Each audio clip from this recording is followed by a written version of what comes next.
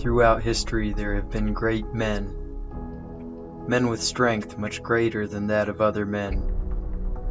George Washington's, a man so swole he was able to defeat the King of England in a bare-knuckle boxing match. The territory he won in this match became Biceptopia. Later the name was changed to America.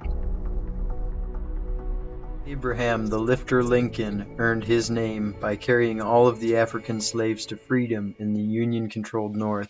He accomplished this feat over several trips in one night, carrying as many as 1,000 slaves on his back at one time.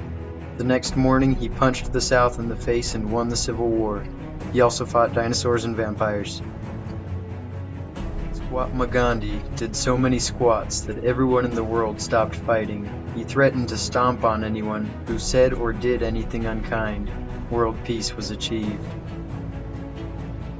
Other greats include Sean T., Chuck Norris, Slim Goodbody, and this dude carrying a shark. And then there's me.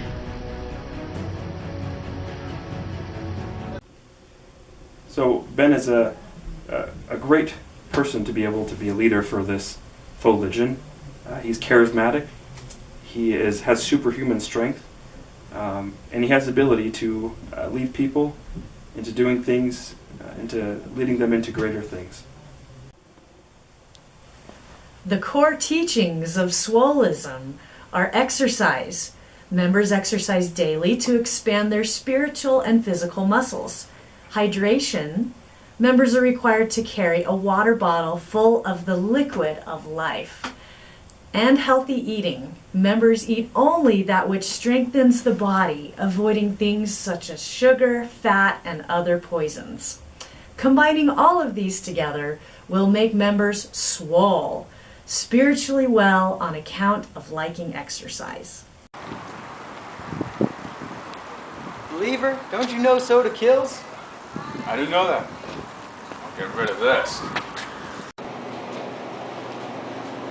Don't you know soda kills?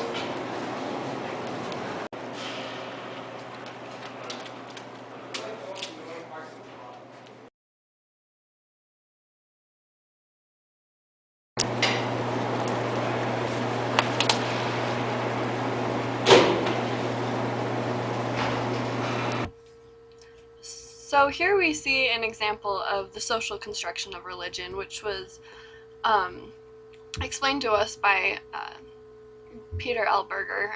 First we see, as the leader Mars, he externalizes his belief that soda kills.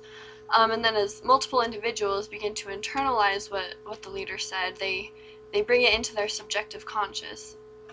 As more and more individuals internalize this belief, objectivation occurs as this subjective belief becomes, to this community, an objective reality of their external world. I got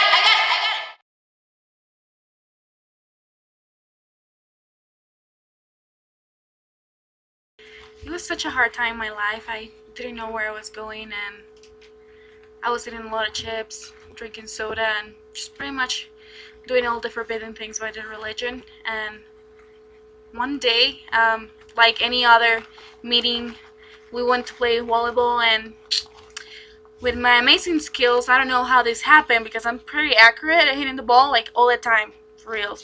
So just the ball came right in front of my face, and it was a very magic moment. At that time I realized that this was true, that all the teachings were true and they were for my benefit.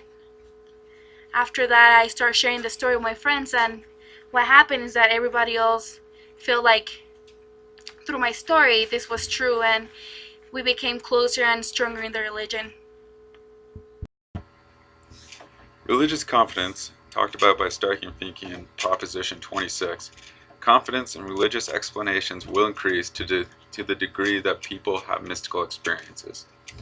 As Volleyball Wanda had a mystical experience and shared them with other members of Swolism, their confidence in the religious teachings of Mars increased. According to Stark and Finke, the variation of religious desires resembles a bell-shaped curve. Groups with extremely high or extremely low levels of tension, as compared with society, tend to have fewer members than the more moderate groups. Membership tends to increase as high-tension groups become less strict. However, as membership becomes less extensive, expensive, and exclusive, commitment tends to decrease. Free riders begin to show up, bringing with them sugary beverages, potato chips, and epidemic laziness. Returning to a high-tension state normally requires a schism initiated by the most committed members. As Stark and Finke proposed in their book, Acts of Faith, congregational size is inversely related to the average level of member commitment.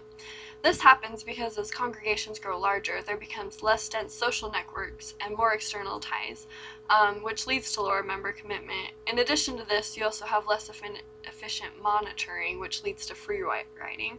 So because this faux religion has such a small congregation size, we have here a lot of really committed members to this religion. There are many Marxist followers who follow a theory called false consciousness. Although Marx himself did not mention this term, he explained the principle to be justification of religionists to put meaning behind the natural world around them. Swolites tend to put deeper meaning behind the history and the founders of their religion. For instance, although it was recorded that George Washington had once killed a dinosaur with his bare hands, in reality he'd only killed a coyote when he was provoked. The experience itself was exaggerated over time to become completely and unscientifically based. Otherworldly rewards, which was talked about in Acts of Faith by Stark and Finke in his Preposition 14, in pursuit of otherworldly rewards, people will accept an extended exchange of rewards. In Swolism's case, the leader Mars preached that the only thing they take with them is their soul muscles. Because of this promise and other similar promises, the followers have committed and given a lot more of their time to the religion. Get swole!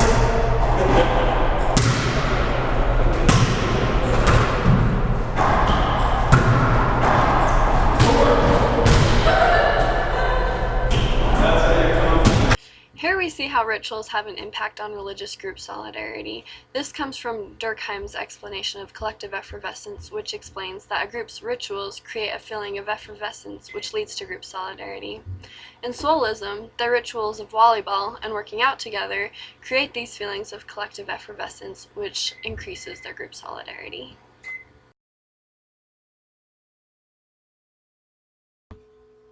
Impact of ritual on religious group solidarity. It was talked about by Durkheim at first in collective effervescence.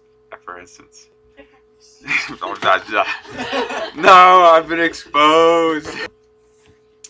As Stark and Finke proposed in their book, Acts of Faith.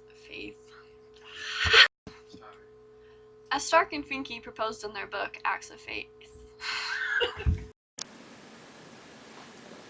And then there's me. Don't you know?